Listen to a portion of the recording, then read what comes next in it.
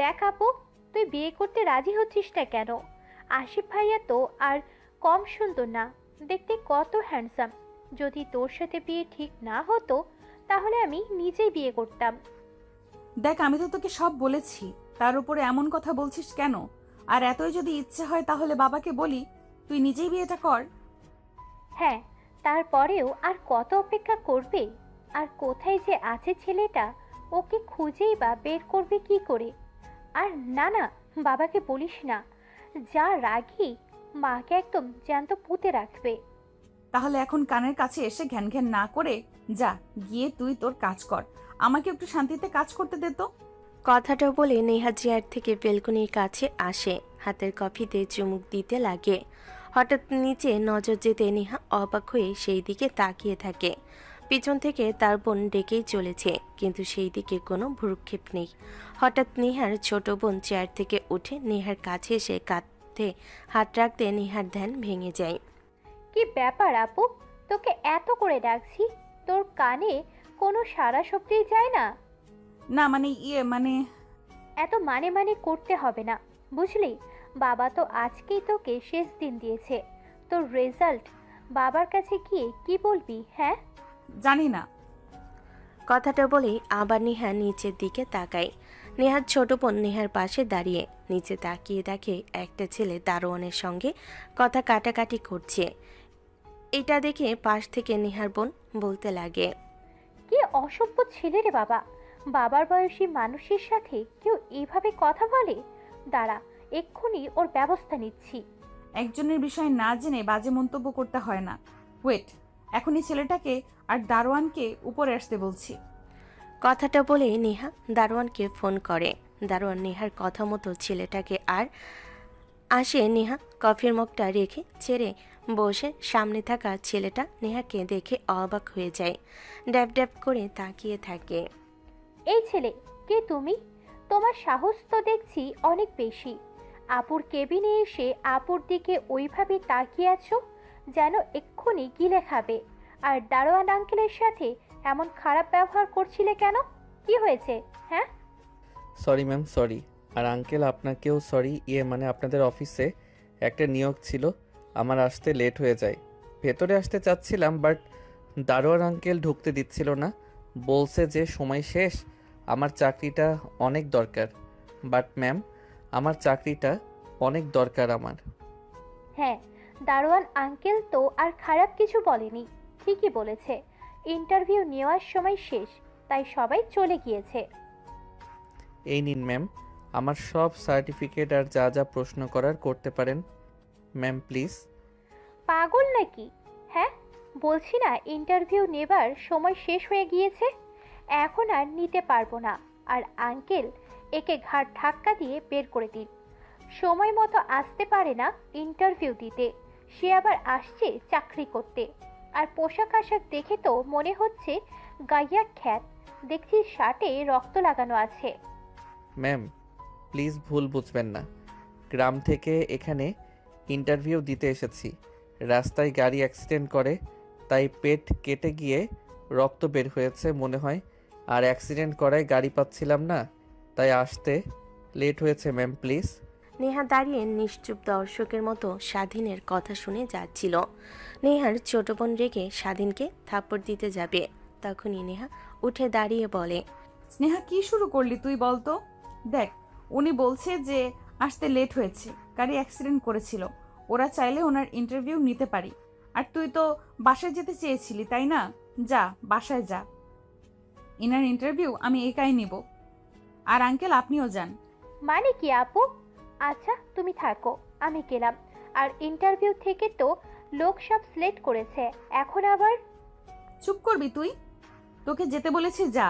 আর হ্যাঁ, আমার আজ বাসায় ফিরতে লেট হতে পারে। বাবাকে বলিস এসে আমি তার প্রশ্নের উত্তর দেব।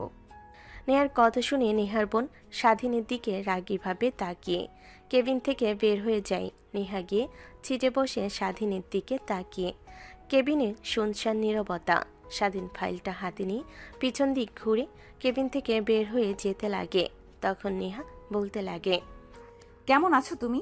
আর কোথায় হারিয়ে গিয়েছিলে? অনেক খুঁজেছি, পাই নাই। তোমার গ্রামে গিয়েও অনেক খুঁজেছি, ওখানেও তো পাইনি। গরিবের আবার ঠিকানা রাস্তার পাশে থাকার মতো জায়গা মেলে, এতেই অনেক। কথাটা বলেই স্বাধীন আবার রুম থেকে বের হয়ে যেতেই সামনের দিকে অগ্রসর হয়। তখন নেহা আবার বলতে লাগে, কি ব্যাপার, কোথায় যাচ্ছ? ইন্টারভিউ দিবে না? তখন তো দারোয়ানের সঙ্গে দেখলাম অনেক বাকবেতনটা করছিলে। ইন্টারভিউ দিয়ে আর লাভ কি? আগে থেকেই তো সিলেক্ট করে নিয়েছেন সবাইকে। অযথা আমার আর আপনার সময় নষ্ট করে কোনো লাভ আছে? আসি ম্যাম, ভালো থাকবেন। স্বাধীন কেবিন থেকে বের হয়ে যেতে লাগে। নেহা তার চেয়ার থেকে উঠে স্বাধীনের কাছে এসে পিছন থেকে কলার টান দিয়ে দেওয়ালের সঙ্গে চেপে ধরে মুখের কাছে মুখ নিয়ে এসে বলতে লাগে, আগের থেকে দেখছি এখন অনেক বেশি কথা বলতে শিখে গিয়েছো। তখন এত কথা বলতে পারলে তো আর দূরে থাকতে হতো না এত বছর অবধি। ম্যাম দেখেন, যা হবার তা হয়েছে, আমি সব ভুলে গিয়েছি। আর আপনারও ভালো হবে যদি সব ভুলে যান। আর এইভাবে চেপে ধরে রাখার মানে কি? প্লিজ ছেড়ে দেন, বাইরে যেতে হবে। দেখি অন্য কোনো কাজ জোগাড় করতে পারি কিনা। আমি কি তোকে বলেছি যে তোকে কাজ দিব না? হ্যাঁ, লোক নেওয়া হয়ে গিয়েছে, বাট আরো অনেক কাজ আছে এই অফিসে, বুঝলি? কথাটা বলেই নেহা স্বাধীনের দিকে তাকালো। মাতাল দৃষ্টিতে তাকিয়ে ঠোঁটের দিকে এগিয়ে যেতে লাগে। হঠাৎ নেহা স্বাধীনকে কিস করে বসে। প্রায় 5 মিনিট পর নেহা স্বাধীনকে ছেড়ে দেয়। স্বাধীন নেহাকে ধাক্কা দিয়ে শ্বাস নিতে নিতে ফ্লোরে পড়ে যায়। পাগল নাকি? হ্যাঁ, কেউ এইভাবে কিস করে? আর একটু ধরে রাখলেই তো মরে যেতাম। আর কাকে কি বলছি? আপনি তো পাগলি। আমি পাগলি তাই না? তারা তোকে দেখাচ্ছি মজা। পাগলি কি করতে পারে? বিয়ে তো করেছি, বাসরাত তো করিনি, আজ এখানেই করব। মানে দেখেন, আমি কিন্তু আপনাকে মেনে নেইনি। আর ওই বিয়েটা ছিল জোরপূর্বকভাবে। ওইখানে আমাদের দুজনের কোনো মত ছিল না। বাট এখন আছে আমার, তোর না থাকলেও চলবে। কথাটা বলে নেহা স্বাধীনের কলার চেপে ধরে টান দেয়। স্বাধীনের কাটা জায়গাতে ব্যথা লাগায় আহ বলে ওঠে। কি হয়েছে তোর? এমন করছিস কেন? দেখ, আমার অধিকার আমাকে তোকে দিতে হবে, আর যদি না দিস তাহলে কিন্তু ভালো হবে না। এই বলে দিলাম, তোর জন্য এই দেহটা এখনো কাউকে ভোগ করতে দেইনি। বিয়ে করেছি, স্বামী আছে, এই কথাটা বারবার ভেবে। কথাটা বলে নেহা স্বাধীনকে কিস করতে লাগে। এক পর্যায়ে স্বাধীন মাতাল হয়ে যায়। নেহাকে ফ্লোরে শুইয়ে দিয়ে নেহার উপরে উঠে এক এক করে কাপড় খুলতে লাগে। দুজনেই মাতাল হয়ে যায়, একে অপরকে আদর করতে লাগে। সেইভাবে প্রায় 1 ঘন্টা পার হয়ে যায়। স্বাধীন ক্লান্ত হয়ে নেহার বুকের উপরে মাথা দিয়ে শুয়ে থাকে। ঘন ঘন নিঃশ্বাস ফেলতে লাগে, যেন সব ভুলে গিয়েছে। নেহা সুখের পরশ পেয়ে খুশিতে স্বাধীনের মাথার চুলে হাত বুলিয়ে দিতে থাকে আর বিড়বিড়িয়ে বলতে লাগে, অনেক খুঁজেছি তোমাকে, এমন কোনো জায়গা নেই যেখানে তোমায় খুঁজিনি। আজ পেয়েছি, আর অচেনা তোমাকে আমার জীবন থেকে। নেহার কথা শুনে স্বাধীনের ধ্যান ফিরে আসে। তড়িঘড়ি করে উঠে বসে। নেহার দিকে এক পলক তাকিয়ে চোখ বন্ধ করে নেয়। নেহা মুচকি হাসি দিয়ে বলতে লাগে, চোখ বন্ধ করে আর কি হবে, সবকিছু তো তোমার। দেখেন কি উল্টাপাল্টা কথা বলছে না। আর আমার জন্য অপেক্ষায় ছিলেন মানে? অত কিছু তোমাকে জানতে হবে না। কথাটা বলে নেহা তার জামা কাপড় পরতে লাগে। হঠাৎ জামায় রক্ত লেগে থাকা দেখে সত্যি সত্যি স্বাধীনের পেট অনেকটা কেটে গিয়েছে। স্বাধীন হতভম্ব হয়ে যায়, কাটা জায়গার দিকে তাকিয়ে থাকে অপলক দৃষ্টিতে। স্বাধীন নেহার দিকে তাকালে তার দিকে তাকিয়ে থাকতে দেখে কাটা জায়গায় তাকায়। নেহার চোখ দিয়ে পানি টপ টপ করে গড়িয়ে পড়ে। দ্রুত পোশাক পরিধান করে ওড়না দিয়ে স্বাধীনের পেট বেঁধে দেয়। ম্যাম, পাগল হয়ে গেছেন নাকি আপনি? আপনার এত দরদ দেখাতে হবে না। একটু কেটে গিয়েছে, এমনিতেই ঠিক হয়ে যাবে। আমি দরদ দেখাচ্ছি তাই না? তুই হয়তো ভুলে গিয়েছিস আমি তোর কি হই। তুই মানুষ আর না মানুষ কাগজে কলমে কিন্তু আমরা। হ্যাঁ জানি। আর গরিবদের দেখে সবাই করুণা করে, কেউ কখনো ভালোবাসে না, আর কেউ পছন্দ করে না। স্বাধীনের কথা শুনে নিহার অনেক রাগ হয়। স্বাধীনকে ঠাস ঠাস করে থাপ্পড় লাগিয়ে দেয়। স্বাধীন হাত দিয়ে গাল চেপে ধরে ভ্যাবাচেকা খেয়ে নেহার দিকে তাকিয়ে থাকে। ম্যাম, মারলেন কেন? আমি তো ভুল কিছু বলিনি, ঠিকই বলেছি। আর যা হলো তার জন্য সরি। আসছি আমি। কথাটা বলে নেহার ওড়না খুলে নেহার হাতে দিয়ে শার্ট পরিধান করে বেরিয়ে যেতে লাগে। তখন নেহা উঠে স্বাধীনের পিছন দিক থেকে জড়িয়ে ধরে। আমি জানি আমি চলে আসার পর তোকে অনেক কিছু সহ্য করতে হয়েছে। আমি দেখেছি সবাই তোর উপর রেগে গিয়েছিল। আই এম সরি, বুঝতে পারি নাই, আর যখন বুঝতে পারলাম তখন কি আর তোকে খুঁজে পাইনি। প্লিজ আমাকে ক্ষমা করে দে, আর প্লিজ আমাকে ছেড়ে যাস না। নেহার হাত সরিয়ে দিয়ে স্বাধীন নেহার দিকে ফিরে বলতে লাগে। দেখেন ম্যাম, আপনি যা ভাবছেন তা কখনোই হবার নয়।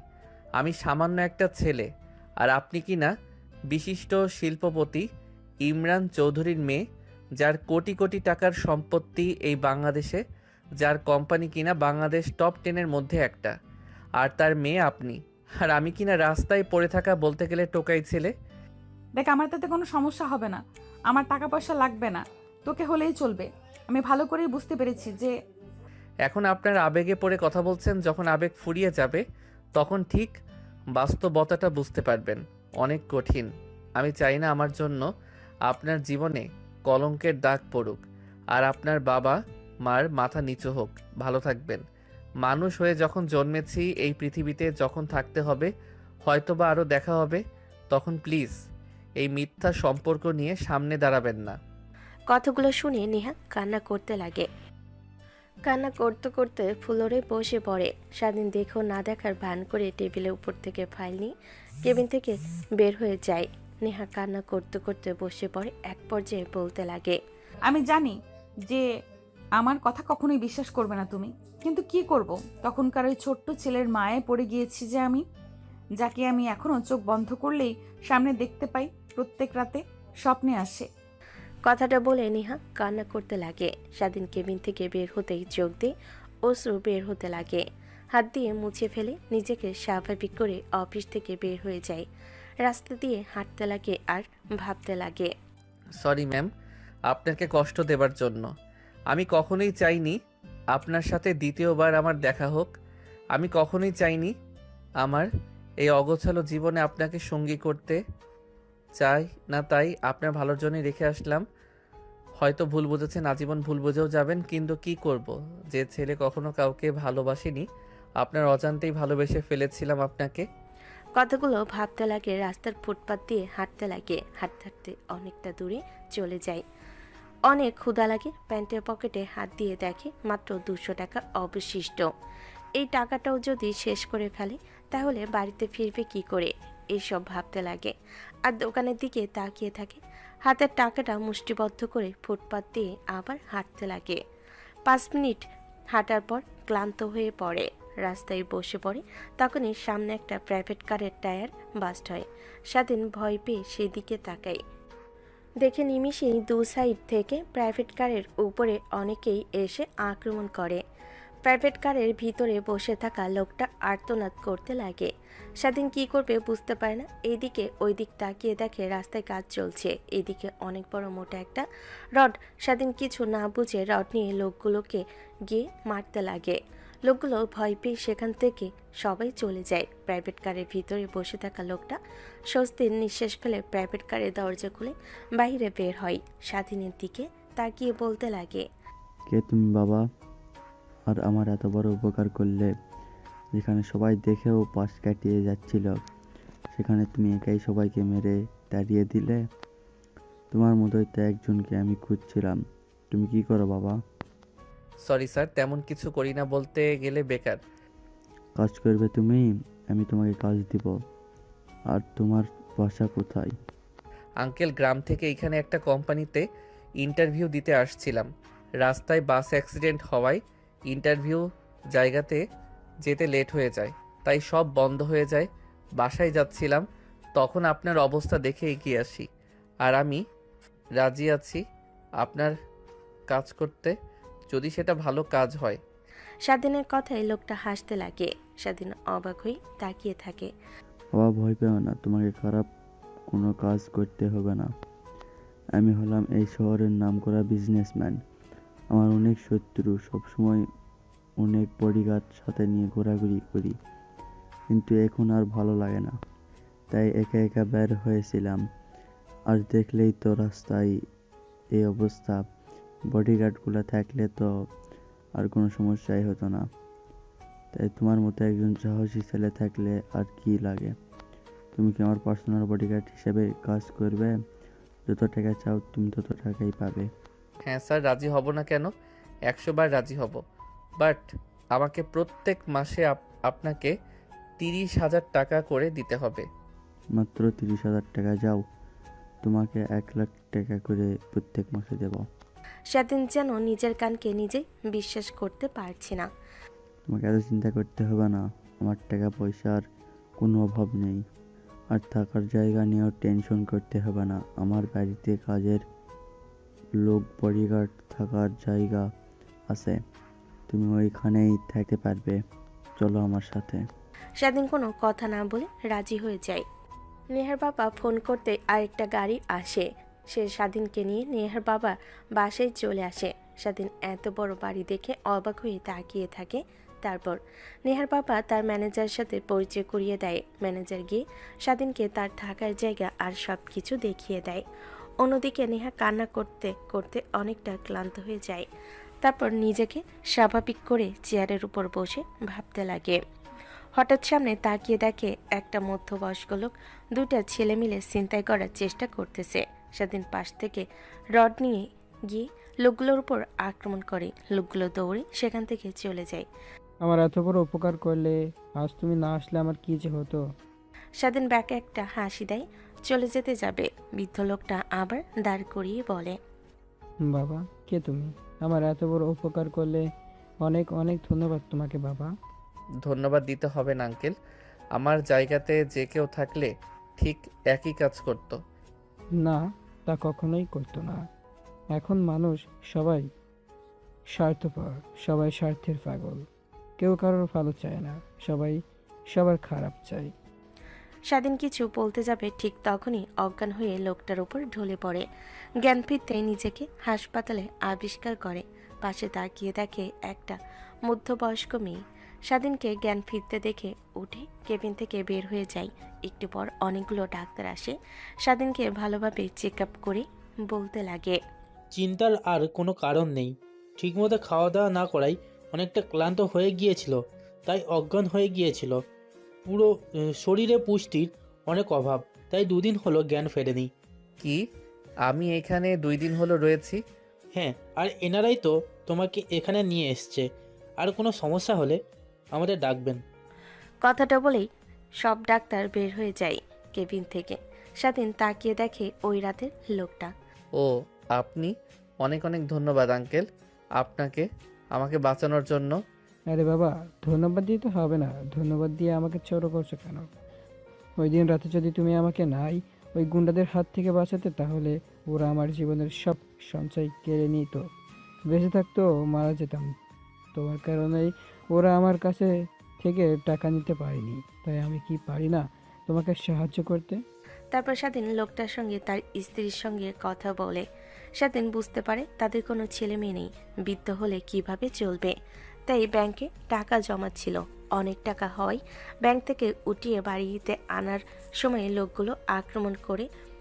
দেখতে দেখতে দিনটা পার হয়ে যায়। বিকেলের সময় স্বাধীনের অনেকটা ভালো লাগে। তা বাবা, তোমার বাড়ি কোথায়? তোমার মা বাবার যা কারো নাম্বার দাও, ফোন করি। তারা হয়তো অনেক চিন্তা করছে তোমাকে নিয়ে। 3 দিন হলো আমার কাছে রয়েছ। চিন্তা করতে হবে না, আমার খোঁজ কেউ নেবে না। মানে কি বলছো তুমি? আসলে আঙ্কেল, আমার এই পৃথিবীতে কেউ নেই যে আমার খোঁজ নেবে, তাই বলছি চিন্তা করতে হবে না। তার মানে তুমি এতিম? স্বাধীন মন খারাপ করে মাথা দিয়ে হ্যাঁ বোঝায়। তখনই পাশ থেকে লোকটার স্ত্রী বলে ওঠে, কে বলেছে বাবা তোমার পৃথিবীতে কেউ নেই? আমরা আছি না, আজ থেকে আমরাই তোমার মা বাবা, বুঝলে? চলো চলো দৃষ্টিতে তাকায় লোকটা। লোকটার স্ত্রী স্বাধীনকে জড়িয়ে ধরে। স্বাধীন তাদের দুজনকে জড়িয়ে ধরে কান্না করতে লাগে। বিকেল হলে হসপিটাল থেকে রিলিজ করে দিলে স্বাধীনকে তারা তাদের বাড়িতে নিয়ে আসে। ঠিকমতো খাওয়া দাওয়া করতে লাগে। এমনই একদিন, এইটুকু খাবার খেলে হবে? ডাক্তার কি বলেছে শোনোনি? যে পুষ্টির অভাবের জন্যই এমন হয়েছে। ঠিকমতো খাওয়া দাওয়া করলে আর এমন হতো না। এখন আমাদের কাছে আসো, ঠিকমতো খাওয়া দাওয়া করবে। স্বাধীন অনেক ভালো লাগে খাবার খেতে, আর মনে মনে বলতে লাগে, আল্লাহ, আমার কপালে তো বেশি দিন সুখ টিকে থাকে না। আল্লাহই জানে এই সুখ কয়দিনের। যাই হোক, আমার জন্যই নিরীহ দুইজনকে কোনো কষ্ট বা ক্ষতি, যাই করো আমার জন্যই নিরীহ দুইজনকে কোনো কষ্ট বা ক্ষতি দিও না তুমি। কথাটা ভেবে স্বাধীনের চোখ দিয়ে পানি গড়িয়ে পড়তে লাগে। স্বাধীন হাত দিয়ে মুছে ফেলে। অন্যদিকে নেহা বাসায় চলে আসে। মেন দরজা দিয়ে নিজের রুমের দিকে যাচ্ছিল। হঠাৎ নেহার বাবা বসের রুম থেকে তার বাবা ডেকে ওঠে। তার বাবার সামনে গিয়ে দাঁড়াতেই নেহার বাবা বলতে লাগে, মা, অনেক তো সময় দিয়েছি, আজকেই ছিল তোর মত জানানোর শেষ দিন। তা কি ভাবলি? আমার পছন্দ করা ছেলেকেই বিয়ে করবি নাকি তোর অন্য কোনো পছন্দ আছে? না বাবা, আমার কোনো পছন্দ নেই, আর তোমরা যা ভালো মনে করো তাই করো, আমার এতে কোনো দ্বিমত নেই। কথাটা বলে নেহা বর্ষার রুম থেকে বের হয়ে সিঁড়ি দিয়ে তার রুমের দিকে যেতে লাগে।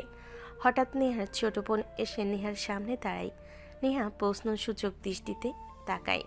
আপু, কি হয়েছে তোর? তোকে এমন দেখাচ্ছে কেন? আমার আবার কি হতে যাবে? কই, ঠিকই তো আছি। সর এখন আমার সামনে থেকে, এমনিতেই ভালো লাগছে না।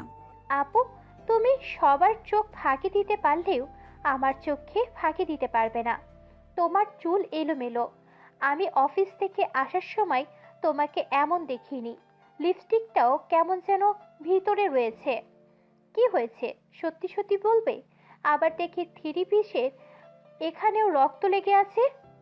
নেহা তার ছোট বোনের কথা শুনে ভ্যাবাচেকা খেয়ে যায়। কি বলবে বুঝতে পারে না, আমতা করতে লাগে। দেখো, আমি তোমার ছোট বোন, এটা ঠিক আছে, কিন্তু বয়সের খুব একটা পার্থক্য নেই। মাত্র 2 বছরের বড় তুমি আমার। আমি সব বুঝতে পারি। এখন এত আমতা না করে বলো কি হয়েছে। আরে কই, তেমন কিছু হয়নি। গিয়ে মানে বন্ধুদের সঙ্গে পার্টিতে গিয়েছিলাম, আর এটা রক্ত হবে না, হয়তো সস লেগেছে, অন্য কিছু। আচ্ছা তুই থাক, আমি ফ্রেশ হয়ে আসছি। কথাটা বলে নেহা তার ছোট বোনকে পাশ কাটিয়ে রুমে চলে যায়।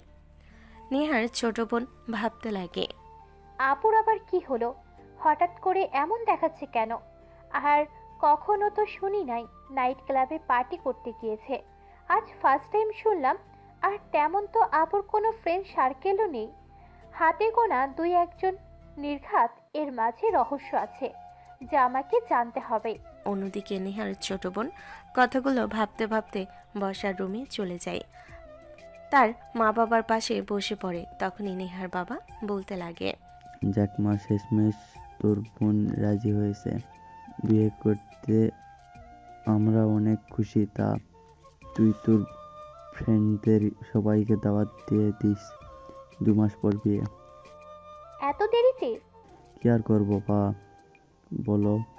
নিহার যার সাথে বিয়ে ঠিক করেছি, ওদের আবার বিদেশ অনেকগুলো কোম্পানি আছে, ওইগুলো আবার ওই ছেলেটাকেই দেখতে হয়। তাই সময় বের করতে করতে এখনো 2 মাস লাগবে, তাই ডেট ফিক্সড করেছি। কিন্তু বাবা, তুমি তো আপুকে চেনো। কেমন দেখো, আবার মত যেন না চেঞ্জ করে। কথাটা বলে নেহার ছোট বোন হাসতে লাগে। নেহার মা আর বাবা দুজনও হাসতে লাগে। অন্যদিকে নেহা রুমে গিয়ে সোজা ওয়াশরুমে চলে যায়। শাওয়ার অন করে গোসল করতে লাগে। প্রায় 1 ঘন্টা গোসল করে বাইরে বের হয়। অন্যদিকে আঙ্কেল আন্টি আপনারাও অনেক খেয়াল রেখেছেন আমাকে। জানি না আমার মা বাবা থাকলেও আমাকে এত যত্ন করতো কিনা। আপনাদের ঋণ কখনো শোধ করতে পারবো না, কিন্তু আর পারছি না এইভাবে আপনাদের উপরে বসে বসে খেতে। আঙ্কেল, আপনি কি আমাকে যে কোনো চাকরি নিয়ে দিতে পারবেন?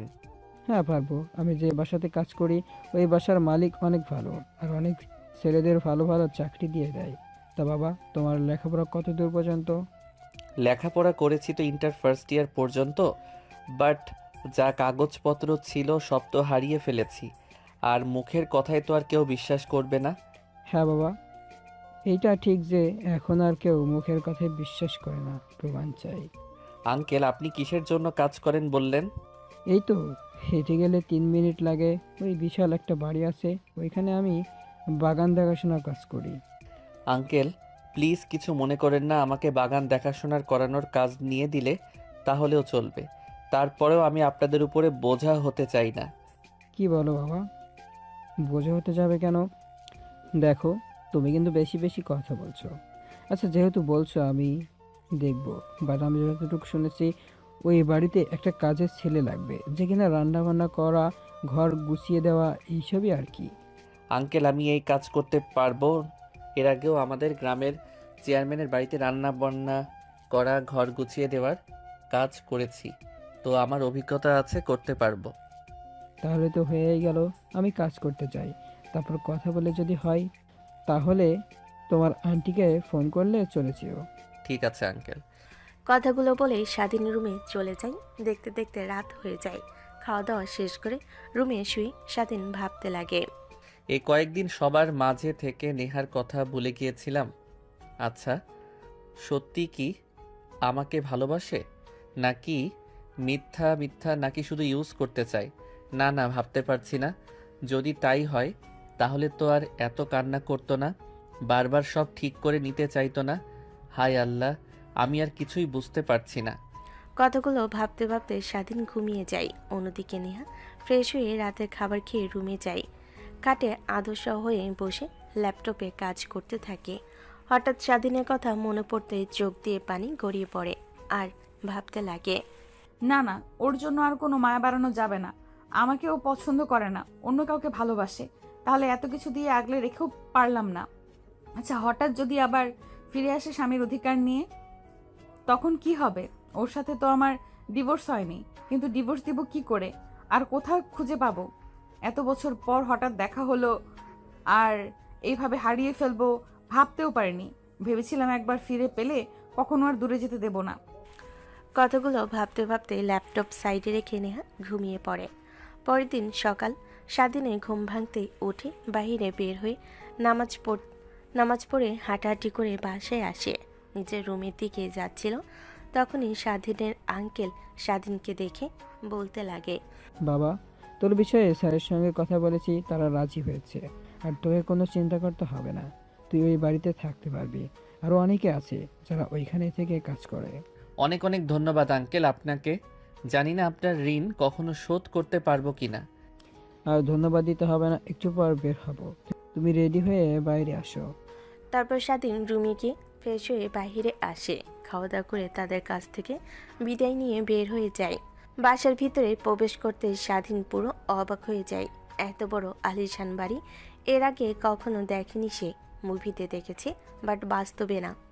জানি জানি, দেখে অবাক হচ্ছ তাই না? অবাক হওয়ার কিছু নেই। বাইরে থেকে দেখতে যতই সুন্দর, ভিতর থেকে আরও বেশি। আমরা তো আর ভিতরে গিয়ে কাজ করতে পারি না, বাইরে থেকে কাজ করতে হয়। আর তুমি তো বাবা সব সময় থাকবে। আচ্ছা চলো, তোমাকে আগে স্যারের সঙ্গে কথা বলে দিয়ে আসি। তারপর স্বাধীনকে নিয়ে লোকটা চলে যায় বর্ষার রুমে। গিয়ে দেখে নেহার বাবা বসে পত্রিকা পড়ছে। স্বাধীনকে নিয়ে লোকটা গিয়ে নেহার বাবার সামনে দাঁড়ায়। স্যার, আপনাকে যে কালকে একটা ছেলের কথা বলছিলাম, এই যে ছেলের কথা, ও এর আগেও অনেক কাজ করেছেন গ্রামে। আপনি কোনো টেনশন করবেন না ওকে নিয়ে। টেনশন কি আর সাধে করি বলো? জানোই তো এর আগে এত বড় একটা কাণ্ড ঘটে গেল। তাহা যাই হোক, এই নিয়ে আমি আর কথা বাড়াতে চাই না। তা বাবা, তোমার নাম কি? স্যার, আমার নাম স্বাধীন। অনেক ভালো। তা দেখে তো মনে হচ্ছে বয়স খুব একটা না। তা লেখাপড়া বাদ দিয়ে এই কাজ করতে এসেছো কেন? যে মানে স্যার, আমি এতিম। এই পৃথিবীতে আমার কেউ নেই। গ্রামে একটা চেয়ারম্যানের বাড়িতে বড় হয়েছি। উনি লেখাপড়া করিয়েছে, পরে আর লেখাপড়া করা হয়নি। ইন্টার ফার্স্ট ইয়ার পর্যন্ত পড়েছি। সরি, কিছু মনে করো না বাবা। তুমি আচ্ছা, আজকে যেহেতু নতুন, তোমাকে কাজ করতে হবে না। আর তোমার থাকা খাওয়া নিয়ে কোনো চিন্তা করতে হবে না। আমাদের বাড়ির অপোজিট সাইডে কাজের লোকদের থাকার জায়গা আছে, আমি দেখে বলে দিচ্ছি। স্বাধীন মাথা দিয়ে হ্যাঁ ইশারা করে। একটু পর একটা ছেলে আসে, স্বাধীনকে সব দেখিয়ে দিতে লাগে। থাকার জায়গায় আর কি কি করতে হবে। তখনই নেহার ছোট বোন নিচে আসে। স্বাধীনকে দেখে অবাক হয়ে যায়। কিছু বলতে যাবে অমনি পিছন থেকে এসে নেহা মুখ চেপে ধরে। এটা দেখে নেহার বাবা বলতে লাগে। নেহা মা, কি হয়েছে? এভাবে মুখ চেপে ধরলি কেন?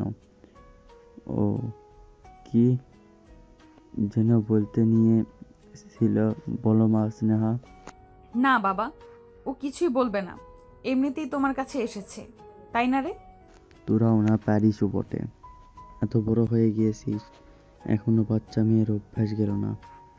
আজ বাদে কাল তোর বিয়ে, আর এখনো দুই বোন ঝগড়া করছিস। কথাটা বলে নেহার বাবা হাসতে লাগে। নেহা তার ছোট বোনের মুখ চেপে ধরে উপরে নিয়ে আসে। নেহা তার ছোট বোনের মুখ থেকে হাত সরালে নেহার ছোট বোন বলতে লাগে, আপু, তুই আমার মুখ চেপে ধরলি কেন? ওর মত খারাপ। ছেলে আমাদের বাসাতে কি করে? আরে আমিও তো সেটাই জানি না। তার মানে তুমি কালকে ওকে ওই দিন চাকরি দাওনি, তাই এখানে হয়তোবা আমাদের যে নতুন কাজের ছেলে লাগবে ওই পদে চাকরি করতে আসছে। বাবাকে গিয়ে এক্ষুনি বলতে হবে, বাজে ছেলে। আরে বোন আমার, থাম থাম, এত ওভার রিয়েক্ট করতে হবে না। দেখ, ওই দিন তো ছেলেটা বলল যে চাকরিটা তার অনেক দরকার, আর গাড়ি অ্যাক্সিডেন্ট করেছে, আর দারোয়ান আসতে দিচ্ছিল না। সব মিলিয়ে ছেলেটা পাগলই হয়ে গিয়েছিল, তাই অমন করেছে। বাদ দে তো, কাজ করছে, মন দিয়ে কাজ করতে দে।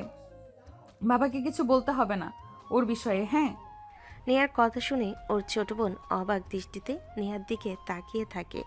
নেহা সেইখানে আর না থেকে নিচে আসতে যাবে, তখনই নেহার ছোট বোন পিছন থেকে বলতে লাগে, আচ্ছা আপু, তুমি কি ওই ছেলেটাকে চেনো?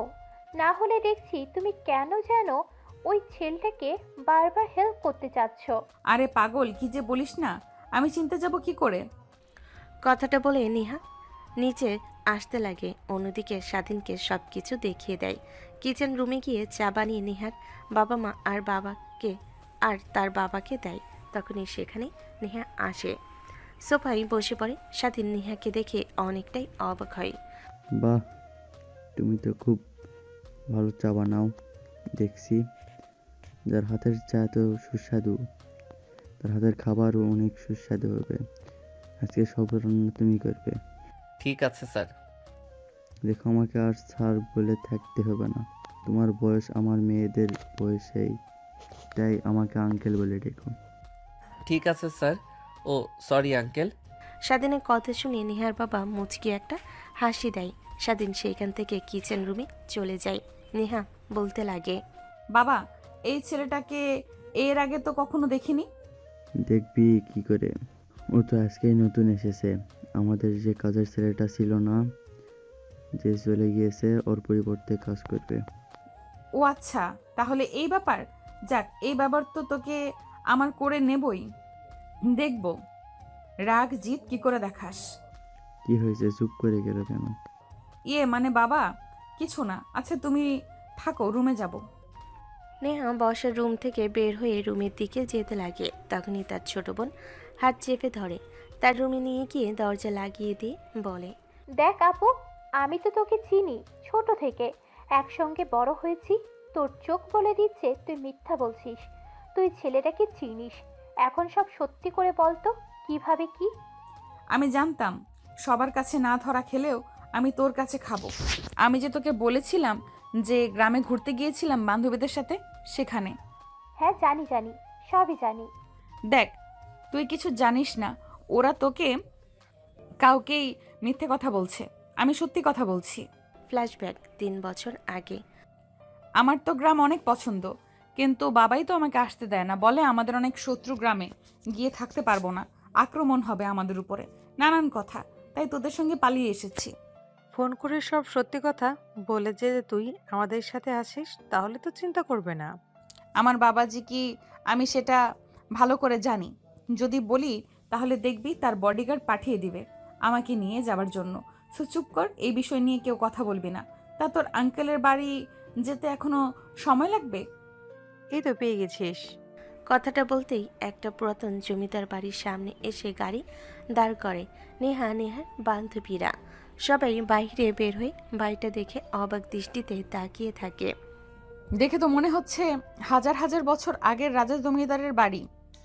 আরে তার বলতে, আমার আঙ্কেল জমিদার বংশধর ছিলেন এবং খন্দকার জমিদারের আবার অনেকে ছিলেন রাজা, তাই সেইখান থেকেই আমার আঙ্কেল এখন ওই জমিদার বাড়িতেই থাকে, আর খন্দকার চেয়ারম্যান এখন আমার আঙ্কেল। এখন এখানে দাঁড়িয়ে দাঁড়িয়ে কথা বলবি নাকি ভেতরে নিয়ে যাবি? অনেক জার্নি করে এসেছি দোস্ত, অনেক ক্লান্ত লাগছে। একটু রেস্ট না নিলে আর কিছুই করতে পারবো না। কথাগুলো বলেই সবাই গাড়ি থেকে নেমে পড়ে। মেন দরজায় নক করতেই স্বাধীন এসে দরজা খুলে দেয়। এত মানুষ দেখে অবাক হয়ে যায়। চেয়ারম্যানের কাছে যাইতেই চেয়ারম্যান আসতেই নেহার বান্ধবীকে জড়িয়ে ধরে। কেমন আছিস তুই? এত বড় হয়ে গেছিস আর আমার কথা মনে নেই? মনে থাকবে কি করে? বড় হয়ে গেছিস, এখন তো আর কাঁধে তুলে ঘোরাতে পারি না। আঙ্কেল, তুমিও না এখন কি আর সেই বয়স আছে তোমার, বলো? তা বাদ দাও সে কথা। এই যে পরিচয় হও, এরা হচ্ছে আমার বান্ধবীরা। তারপর সবার সঙ্গে কথা বলতে লাগে। স্বাধীনকে গাড়ি থেকে লাগেজ বের করে রুমে দিয়ে আসতে বলে কথা মতো সব যার যার রুমে দিয়ে আসে। সবার কথা বলা শেষ হলে রুমে চলে যায়। নেহা রুমে গিয়ে দেখে এখনও তার লাগেজ নাই। রেগে যায়।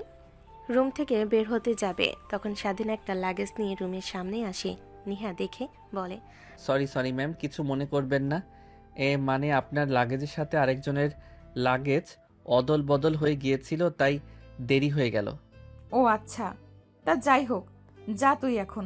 স্বাধীন চলে আসতে নেহা দরজা লাগিয়ে দেয়।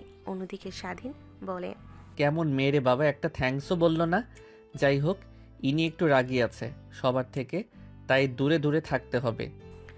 এভাবে কেটে যায় দিনটা। পরের দিন সকাল হতেই সবাই খাওয়া দাওয়া করে বসার রুমে বসে আড্ডা দিতে লাগে। সেদিন বাহির বসে কাজ করছিল। এমন সময় চেয়ারম্যান সাহেব ডাক দিতেই সেদিন বসার রুমে আসে। চেয়ারম্যান সাহেব স্বাধীনকে দেখে বলতে লাগে, স্বাধীন, যা তো এদেরকে গ্রাম ঘুরিয়ে দেখা। ঠিক আছে, আর আপা মনিরা আসেন আমার সাথে। তারপর বাহিরে বের হয়ে গ্রাম ঘুরিয়ে দেখাতে লাগে স্বাধীন সবাইকে। দেখতে দেখতে হঠাৎ সবাই মাঠে চলে আসে। সবুজ শ্যামলা মাঠ যেন এখন হলুদে রূপান্তরিত হয়েছে। ঠিক তখনই পাশ থেকে একটা কালো গরু নেহার দিকে এগিয়ে আসে। সবাই দৌড়াদৌড়ি করতে লাগে।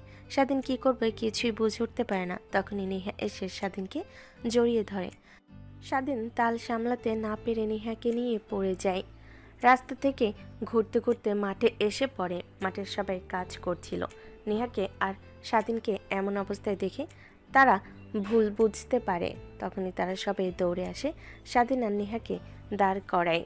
তখন পাশ থেকে এক কৃষক চাচা বলতে লাগে, তুমি চেয়ারম্যানের বাড়িতে কাজ করো। ওই ছেলেটা না অনেক তো ভালো ভেবেছিলাম, আর তুমি কিনা এত খারাপ। মানে কি বলেন এগুলো? আর এখানে খারাপের কি হলো? এখন তো এ কথাই বলো ভাই, হাতে নাতে ধরা পড়েছে যে আর এই বয়সে এগুলো না করে বিয়ে করলেও তো পারো। যাই হোক, যা করেছো তার জন্য তো শাস্তি পেতেই হবে। তোমাদের বিয়ে পড়িয়ে দেব। এই তোরা সবাই কি বলিস? পাশ থেকে নেহা কৃষকের কথা শুনে অবাক হয়ে যায়। কি বলবে যেন ভাষা খুঁজে পায় না। এই আপনারা কি শুরু করলেন বলেন তো? আমরা এখানে ঘুরতে এসেছিলাম, হঠাৎ গরু তাড়া করেছে, তাই রাস্তা থেকে ঘুরতে ঘুরতে নিচে এসে পড়েছি। আর আপনারা কি নাকি আমাদের নিয়ে উল্টাপাল্টা কথা বলছেন। দেখেন, আমাকে কিন্তু আপনারা চেনেন না। আমার বাবার একটা ফোন করলে পুরো গ্রামকে উঠিয়ে নিয়ে যাবে।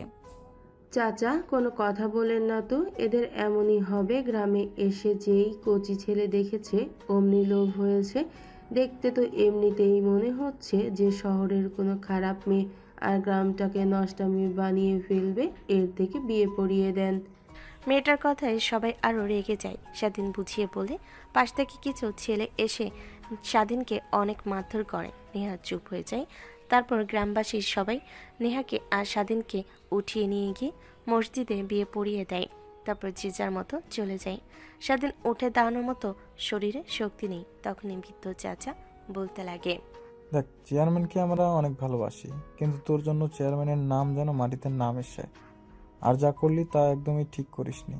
আর তোকে মারা কম হয়ে গিয়েছে দেখলাম।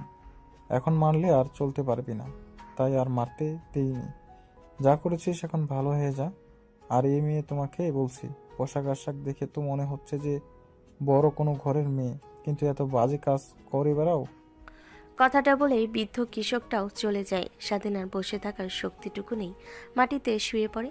নেহার রাগ হতে লাগে। মনে মনে বলতে লাগে, কেন যে মা বাবার উপরে রাগ দেখিয়ে গ্রামে আসতে গেলাম। যদি তাদের কথার অবাধ্য না হতাম তাহলে তো আজ এমন দিন দেখতে হতো না।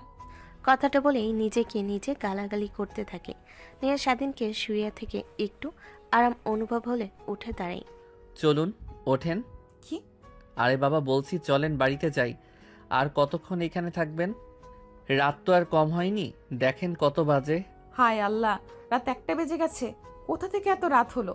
তাড়াতাড়ি বাড়িতে যেতে হবে, না হলে চেয়ারম্যান সাহেব আর আপনার সব ফ্রেন্ডসরা অনেক চিন্তা করবে।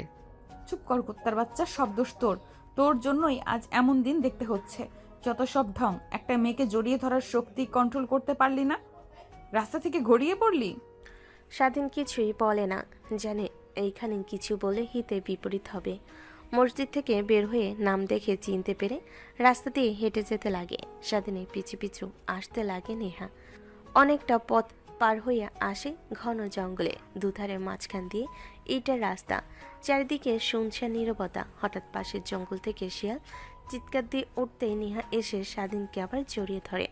নেহার হঠাৎ জড়িয়ে ধরে স্বাধীন ভ্যাবাচাকা খেয়ে যায়, তার কাছ থেকে সরিয়ে দিতে লাগে আর বলতে লাগে, দেখুন এমনিতেই ওই ছেলেগুলো অনেক মেরেছে, শরীরে একটু শক্তি নেই, আমাকে ছেড়ে দেন, না হলে পড়ে যাব। তখন আবার বলবেন একটা মেয়েকে জড়িয়ে ধরার কারণে পড়ে গেছি। আর ভয় পেতে হবে না, এরা আপনাকে কখনোই আক্রমণ করবে না, উল্টো আপনাকে দেখে ভয় পেয়ে দূরে পালিয়ে যাবে। স্বাধীনের কথা শুনে নেহা স্বাধীনকে ছেড়ে দেয়। হাঁটতে হাঁটতে নেহার পা ব্যথা হতে লাগে, রাস্তায় বসে পড়ে। স্বাধীন সেই দিকে কোনো ভ্রুক্ষেপ না দেখিয়ে হাঁটতে লাগে। তখন নেহা পেছন থেকে বলতে লাগে, তুই মানুষ না অন্য কিছু? একটা মেয়েকে এত রাতে রাস্তার মাঝখানে ফেলে যাচ্ছিস? তোর একটু লজ্জা করছে না? তাও আবার বিয়ে করাবো? নেহার কথা শুনে স্বাধীন মুচকি হাসি দেয়, তারপর পিছন ফিরে নেহার কাছে এসে দাঁড়িয়ে বলতে লাগে, তো এখন কি করব? হাঁটতে হাঁটতে কখন যে 3 গ্রাম ফেলে এসেছি বুঝতেই পারিনি। আর দৌড়াতে দৌড়াতে তো আরও 2 গ্রাম, অনেকটা পথ এখনও যেতে হবে। এখানে বসে রেস্ট নিলে তাহলে আর সকালের আগে পৌঁছানো হবে না। ওই দিকে সবাই অনেক চিন্তা করছে। এখন এত ঢং না দেখিয়ে প্লিজ চলুন তো। কি আমি ঢং দেখাচ্ছি তাই না? দেখ পা ফুলে লাল হয়ে গিয়েছে, আর একটুও হাঁটতে পারছি না, অনেক ব্যথা। প্লিজ আর পারবো না। এইখানে বসে থাকেন, একটু পর যখন শিয়াল এসে কামড়াবে না তখন বুঝতে পারবেন মজা কাকে বলে। গ্রাম ঘুরে দেখার স্বাদ হাড়ে হাড়ে টের পাবেন। কথাটা বলেই স্বাধীন আবার হাঁটা শুরু করে। নেহা উঠে দাঁড়াতে গিয়ে আবার পড়ে যায়, কান্না করে দেয়। এভাবে দাঁড়িয়ে না থেকে আমাকে কোলে করে তো সামনে এগোতে পারিস। আমি আপনাকে কোলে নিতে যাব কেন? আবার রেগে আমাকে মারবেন না তো? নেহা মুখ গোমরা করে মাথা দিয়ে না ইশারা করে। স্বাধীন নেহাকে কাঁধে তুলে নেয়। নেহা পড়ে যেতে নিলে স্বাধীনের ঘাড় দুহাত দিয়ে ধরে ফেলে। স্বাধীন ওইভাবে নিয়ে হাঁটতে লাগে। অনেকটা পথ অতিক্রম করে আসলে নেহার ভালো লাগে না, তাই স্বাধীনকে প্রশ্ন করে, তুই না বললি তোর শরীরে কোনো শক্তি নেই? তাহলে আমাকে কোলে করে নিয়ে যাচ্ছিস, কিছুই বলছিস না? নাকি মেয়ে দেখে কোলে তুলে নিতেই শরীরের সব শক্তি চলে এসেছে? তাহলে কি এখন নামিয়ে দেব আপনাকে? আরে না না না না না, তা নাই, এমনিতেই বললাম আর কি। দেখেন আপা মনি, এখন তো আপনি চেয়ারম্যান সাহেবের গেস্ট, তো আপনার যদি কিছু হয় চেয়ারম্যান সাহেবের নাম নষ্ট হবে, তাই যেভাবেই হোক আপনাকে আপনার গন্তব্যস্থলে যেভাবেই হোক আমাকে নিয়ে যেতে হবে। বাহ, ভালোই তো। এইটুকু ছেলে হয়ে দায়িত্ব এত ভালোভাবে বুঝে। I like you. নেহার কথা শুনে স্বাধীন মুচকে হাসি দেয়। নেহা স্বাধীনের হাসির দিকে তাকিয়ে অবাক হয়ে তাকিয়ে থাকে। এইভাবে আরও অনেকটা পথ অতিক্রম করে আসে। নেহার ভালো না লাগায় আবার স্বাধীনকে প্রশ্ন করে, আচ্ছা একটা কথা, ওইখানে তো আরো অনেকেই ছিল, শালার গরুটা ওদের পেছনে না ঘুরে আমার পেছনে কেন করছিল? আপা মনি, গরু লাল রং দেখে অনেক রেগে যায়, আর আপনার গায়ে তো লাল রঙের কাপড়, তাই রেগে আপনার উপরে আক্রমণ করতে চেয়েছিল। এইভাবে স্বাধীন নেহাকে কোলে করে নিয়ে আসতে লাগে। মাঝে মাঝে নেহার কথা শুনে স্বাধীনের রাগ হলো হাসি মুখে তার উত্তর দেয়। দেখতে দেখতে স্বাধীন চেয়ারম্যান বাড়ির সামনে চলে আসে। নেহাকে নামিয়ে দিতেই নেহা অবাক হয়ে স্বাধীনের মুখের দিকে তাকিয়ে থাকে। এভাবে তাকিয়ে আছেন কেন? নামিয়ে দিলে আমি কি আর সাথে ওই যে আলো দেখছেন ওইটাই চেয়ারম্যান সাহেবের বাড়ি, আর আপনাকে কোলে করে নিয়ে গিয়ে দেখলে সবাই উল্টাপাল্টা কথা বলবে, তাই নামিয়ে দিলাম। আর কোনো কথা না বলে স্বাধীন নেহার আগে আগে হাঁটতে লাগে। চেয়ারম্যান বাড়ির ভিতরে ঢুকতেই দেখে নেহার বান্ধবীরা স্বাধীনকে দেখে চেয়ারম্যান রেগে উঠে এসে স্বাধীনের গালে ঠাস ঠাস করে থাপ্পড় লাগিয়ে দেয়। পিছনে ঘুরতেই দেখে স্বাধীনকে ছেড়ে নেহার কাছে গিয়ে বলে, মা তুমি ঠিক আছো? তোমার কিছু হয়নি তো? আর এই কুত্তার বাচ্চা, তুই নেহা মামুনিকে নিয়ে কোথায় গিয়েছিলে? ফিরতে এত রাত হলো কেন? আর নেহা মামুনি, তোমার পায়ে কি হয়েছে? এভাবে খুঁড়িয়ে খুঁড়িয়ে হাঁটছো কেন? আঙ্কেল উত্তেজিত হবেন না, আমার তেমন কিছুই হয়নি। পাটা একটু মচকে গেছে মনে হয়। যখন আমাদের গরু করে তখন দৌড়াতে লাগে। স্বাধীন আমার সাথে দৌড়াতে লাগে, অনেকটা দূরে চলে যায়। হঠাৎ গাছের সাথে স্বাধীনের মাথা লেগে অজ্ঞান হয়ে যায়। গরু দেখে দৌড়ে সেইখান থেকে পালিয়ে যায়। আশেপাশে কোনো মানুষ খুঁজেও পায়নি যে সাহায্য নেব। আর জ্ঞান ফিরে আসে রাতে। তখনই বাড়ির উদ্দেশ্যে রওনা হই। ও আচ্ছা, তাই বল। আর আমরা তোমাকে নিয়ে কত টেনশন করছি। পিছন ফিরে স্বাধীনকে কিছু বলতে যাবে, দেখে স্বাধীন মাটিতে লুটিয়ে পড়েছে। চেয়ারম্যান দৌড়ে আসে, সাথে নেহা ও ওর বান্ধবীরা। তখন আর এক বান্ধবী গিয়ে পানি নিয়ে এসে স্বাধীনের মুখে সিটা দিতে লাগে। তারপর স্বাধীনের জ্ঞান ফিরে আসে না। পরের দিন সকালবেলা স্বাধীনের জ্ঞান ফিরে আসে। সূর্যের আলো লাগেই চোখ মিটমিট করে তাকিয়ে দেখে তার রুমে শুয়ে আছে। তখন কালকের কথা মনে পড়ে যায়। উঠতে গেলে মাথার পুরো শরীর অনেক ব্যথা অনুভব হয়। তারপরও জোর করে উঠে গোসল করে ফ্রেশ হয়ে পোশাক পরিধান করে দিয়ে চলে যায় রান্না করতে। রান্নাবান্না শেষ করে টেবিলে গুছিয়ে দিতে লাগে। তখনই নেহা উঠে পানির জন্য নিচে আসলে স্বাধীনকে কাজ করতে দেখে অবাক হয়ে তাকিয়ে থাকে। নেহাকে তার দিকে তাকিয়ে থাকতে দেখে স্বাধীন বলে, ম্যাম কিছু লাগবে? এভাবে তাকিয়ে আছেন যে? না তেমন কিছুই না, মানে পানি লাগতো, পেয়ে গিয়েছে, তুই কাজ কর। কথাটা বলে নেহা চলে যায়। স্বাধীন আবার কাজ করতে লাগে। খোঁড়াতে খোঁড়াতে সিঁড়িতে উপরে উঠতে গেলে সে হঠাৎ পড়ে যেতে নাই। অমনি স্বাধীন গিয়ে ধরে ফেলে। নেহা পায়ে আরও বেশি ব্যথা পেয়ে আহ বলে চিৎকার দেয়। নিমিষে সেই পুরো বাড়ির কাজের লোকেরা সেইখানে চলে আসে। স্বাধীনকে আর নেহাকে এমন অবস্থায় দেখে সবাই অবাক হয়ে যায়। স্বাধীন নেহাকে দাঁড় করিয়ে সবাইকে অবাক হয়ে তাকিয়ে থাকতে দেখে বলে, অবাক হবার কিছুই নেই। নেহা আপা মনি পড়ে যেতে নিয়েছিল, তাই ধরে ফেলেছি। স্বাধীন ঠিক বলছে। তারপর সেখান থেকে চলে যায়। নেহা খোঁড়াতে খোঁড়াতে রুমে গিয়ে শুয়ে পড়ে। স্বাধীন কাজ শেষ করে রুমে গিয়ে রেস্ট নিতে লাগে। বর্তমান আপু, তারপর কি হয়েছে? থেমে গেলি যে? নেহা বলতে লাগে, তারপর আমি অনেক অসুস্থ হয়ে পড়ি। পা ব্যথা থাকে, পা ব্যথা থেকে জ্বর আসে অনেক। স্বাধীন আমার সেবা যত্ন করে ধীরে ধীরে আর ওর মায়ায় পড়তে লাগে। কিন্তু কি আর করার, সুস্থ হলে সবাই শহরে আসতে মরিয়া হয়ে পড়ে, তাই ওদের সাথে চলতে আসতে হয়। আমি যে ওদের ভালোবেসেছি সে কথাটা বলতেও পারিনি। আর এত বছর পর ওকে কিনা দেখলাম আমার অফিসে কাজের জন্য এসেছে। তার মানে হলো এটাই, আমাদের জুনিয়র দুলাভাই যার কথা তুই আমাকে একবার বলেছিলি আপু। এই সে, বাট এখন কি করব কিছুই বুঝতে পারছি না। সবকিছু মাথার উপর দিয়ে যাচ্ছে। বাবাকে তো বলেছিস বিয়ের জন্য রাজি, 3 মাস পর তোর বিয়ে ফাইনাল করেছে।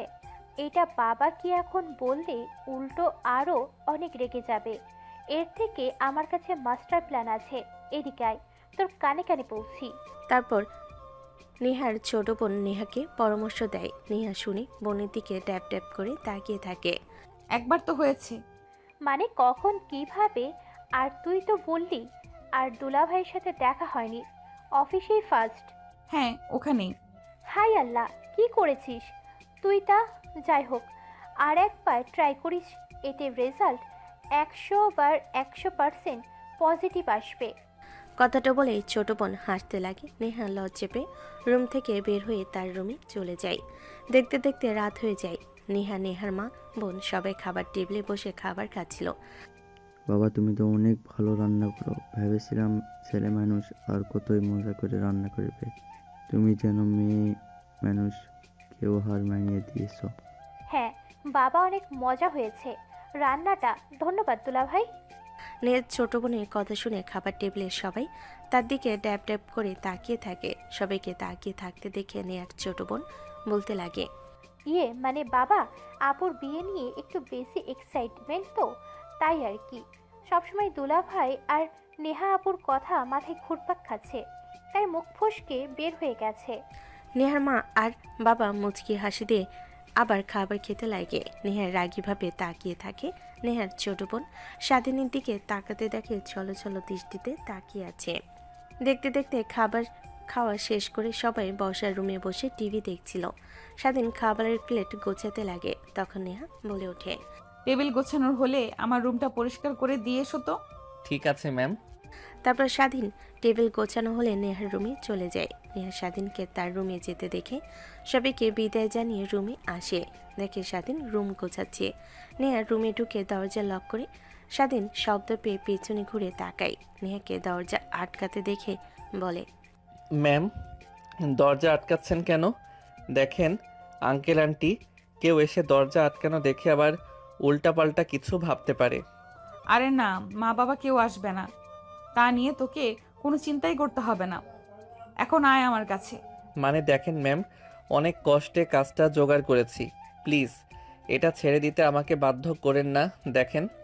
স্বাধীনকে সম্পূর্ণ কথা বলতে না দিয়ে নেহা এসে স্বাধীনকে জড়িয়ে ধরে। স্বাধীন তাল সামলাতে না পেরে খাটের উপরে পড়ে যায়। নেহা অনবরত স্বাধীনকে কিস করে চলেছে। স্বাধীন মূর্তির মতো হয়ে শুয়ে থাকে। নেহার দেখে রাগ হতে লাগে। স্বাধীনকে ছেড়ে দিয়ে বলে, দেখ, আমি তোর স্ত্রী, আমার অধিকার আছে, আর আমার অধিকার আমাকে তুই বুঝিয়ে দে, না হলে কিন্তু আমি বাবাকে আমাদের বিষয় সব বলবো, তখন দেখবি তোকে কি করি। ম্যাম প্লিজ এমন কিছু করবেন না, আপনি যা চাচ্ছেন তা কখনোই পারবো না। আমি দেখেছি আপনার বিয়ের কথা আছে, আরও ফাইনাল করেছেন আঙ্কেল, আর আমাদের যে মিথ্যা সম্পর্ক ওইটা কোনো বিষয় না। আমি আর আপনি জানি, তাছাড়া কেউ জানে না, সো এটা ভুলে যান। আর যদি তেমন সমস্যা হয় তাহলে ডিভোর্স দিয়ে দিয়েন আমাকে, তাহলেই তো হলো। স্বাধীনের কথা শুনে নেহার অনেক রাগ হতে লাগে। আবারও কিস করতে লাগে। অন্য হাত দিয়ে স্বাধীনের শার্টের বোতাম খুলতে লাগে, হাত দিয়ে স্লাইড করতে লাগে। স্বাধীন উত্তেজিত হয়ে নেহাকে সরিয়ে দিতে নিলে নেহা আরও শক্ত করে জড়িয়ে ধরে। স্বাধীন নিজেকে আর সামলাতে না পেরে দেখে আদর করতে লাগে। সেইভাবে অনেক রাত হয়ে যায়। নেহা স্বাধীনকে শক্ত করে জড়িয়ে ধরে শুয়ে থাকে। হঠাৎ স্বাধীনের ফিরে আসতে উঠে দাঁড়িয়ে পোশাক পরিধান করে নিতে লাগে আর নেহাকে বলতে লাগে। হঠাৎ দরজায় কড়া নাড়ার শব্দ হয়। নেহা ভয় পেয়ে যায়, দ্রুত উঠে পোশাক পরিধান করে নেয়। স্বাধীন ছোট ছোট দৃষ্টিতে তাকায়। দেখ, যাই হোক কোনো কথা বলবি না, চুপচাপ হয়ে থাকবি আর আমার সাথে মাথা নাড়াবি। স্বাধীন মাথা দিয়ে হ্যাঁ ইশারা করে। তারপর নেহা গিয়ে দরজা খুলে দিতেই তড়িঘড়ি করে নেহার বাবা মা আর বোন ভিতরে প্রবেশ করে। স্বাধীনকে রুমের ভিতরে দেখে নেহার বাবা রেগে স্বাধীনের কলার ধরে ঠাস ঠাস করে থাপ্পড় মারতে লাগে। তখন নেহা গিয়ে তার বাবার কাছ থেকে স্বাধীনকে ছাড়িয়ে শক্ত করে জড়িয়ে ধরে। নেহার বাবা মা দুজনই অবাক হয়ে যায়। নেহা, তুই সামান্য একটা ছোট লোকের বাচ্চাকে এভাবে জড়িয়ে ধরে আসিস কেন? আজ বাদে কাল তোর বিয়ে। দেখ যা হয়েছে আমাদের মধ্যেই, ওকে বাড়ি থেকে ঘর ধাক্কা দিয়ে বের করে দেই। বাবা, কাকে বের করে দিবে তুমি? হ্যাঁ, আমার স্বামীকে, যেখানে আমার স্বামীর কোনো ঠাঁই নেই সেখানে আমারও নেই, আমিও বের হয়ে যাব। মানে? তখনই পাশ থেকে নেহার ছোট বোন নেহার বাবার হাত ধরে সোফায় নিয়ে গিয়ে বসিয়ে বুঝিয়ে বলতে লাগে। তাতে নেহার বাবার আর মা বুঝতে পেরে বলতে লাগে, তুই যদি আমাকে সত্যি আগে বলতি তাহলে কি মেনে নিতাম না? এসব করার কারণ কি ছিল কি? তাই যাই হোক, এখন এত মানুষকে ইনভাইট করেছি, তাদের কি হবে? বাবা, তুমি তো সবাইকে ইনভাইট করেছো, বাট বলনি যে তোমার কোনো মেয়ের বিয়ে, তাই না? না, তা বলিনি, কারোর রাত দিয়েছি কালকেই চলে আসবে। তাহলে তো হয়েই গেল। স্নেহা আসে না, তুমি ওকে বিয়ে দিয়ে দাও তোমার বন্ধুর সঙ্গে। কথা বলো এই বিষয় নিয়ে। আচ্ছা, তাহলে তাই করি। আর আমার বন্ধু কখনো আমার কথা ফেলবে না, রাজি হবে? আর নেহার মা আসো, আর স্নেহা তুই আয়। আর সরি বাবা, কিছু মনে করো না, রাত হয়ে গিয়েছে, কাল সকালে কথা বলবো। নেহার বাবা মা রুম থেকে বের হয়ে যায়। নেহার ছোট বোন বের হতে গিয়েও মাথা বের করে বলতে লাগে, ধন্যবাদ আপু আর দুলা ভাই, এখন আর কোনো চিন্তা নেই, এনজয়। কথাটা বলে স্নেহা দৌড়ে সেখান থেকে চলে যায়।